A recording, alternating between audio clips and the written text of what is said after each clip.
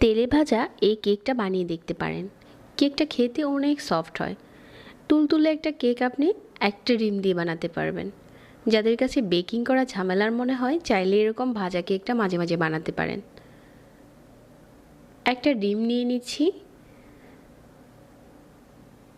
আর সাথে দিয়ে দিচ্ছি 1/3 কাপ চিনি। চিনি স্বাদ মতো, চাইলে আর একটু কমিয়েও দিতে পারেন। 1 চা চামচ ভ্যানিলা এসেন্স। এখন এই ডিম আর চিনির মিশ্রণটা খুব ভালো করে মিশিয়ে নিচ্ছি। ততক্ষণ মেশাতে হবে যাতে চিনিটা পুরোপুরি গলে যায়। এই কাজটা অবশ্যই একটু ধৈর্য সহকারে সময় নিয়ে করবেন। এখন চিনিটা পুরোপুরি গলে গেছে। তারপর এখানে 1/3 কাপ দিয়ে দিচ্ছি পাউডার সুগার, আর 1/2 কাপ দিয়ে দিচ্ছি ময়দা, আর দিয়ে দিচ্ছি 1/2 চা চামচ বেকিং পাউডার। সবগুলো শুকনো উপকরণ একসাথে মিশিয়ে নিচ্ছি। কেকের এই মিশ্রণটা এখন অনেকটাই এরকম হয়েছে, আর এই মিশ্রণটা কিন্তু অনেক সফট থাকবে।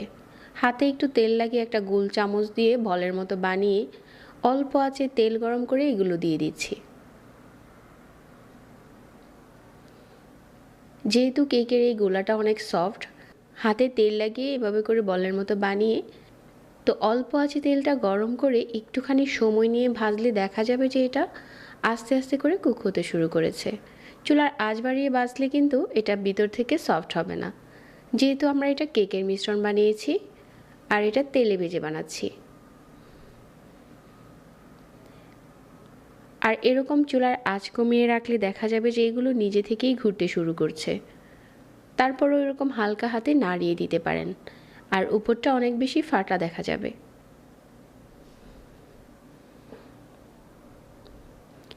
মাঝারি আঁচে একটু সময় নিয়ে লাল করে ভেজে নিচ্ছি। উপরের কালারটা চেঞ্জ হলেই বোঝা যাবে যে এগুলো ভাজা হয়ে গেছে, আর প্রতিটা কেকের গায়ে অনেক বেশি ফাটল দেখা যাবে, আর এগুলো নিজে থেকে ঘুরেই ভাজা হয়ে যাবে। এখন উপরে দারুণ একটা কালার এসেছে। এই পর্যায়ে চুলাটাকে বন্ধ করে দিয়ে আরও একটু এরকম করে নাড়িয়ে নিচ্ছি, যাতে এটা ভিতর থেকে খুব ভালো করে কুক হয়। এখন একটা টিস্যু পেপারে রেখে দিচ্ছি যাতে এক্সট্রা তেলটা চলে যায়। এই কেকটা একটু বেশি করে বানিয়ে সংরক্ষণও করতে পারবেন 2 থেকে 3 দিন। আমি আজকে শুধুমাত্র একটা ডিম দিয়ে বানিয়ে শেয়ার করেছি। যাদের কাছে আজকের এই তেলে ভাজা কেক রেসিপি ভালো লেগেছে, পেজ ফলো করতে ভুলবেন না প্রতিনিয়ত নতুন রেসিপি পেতে। যারা এতক্ষণ সাথে ছিলেন সবাইকে আবারও অনেক অনেক ধন্যবাদ জানিয়ে আজকে এখানে বিদায় নিচ্ছি। আল্লাহ হাফেজ।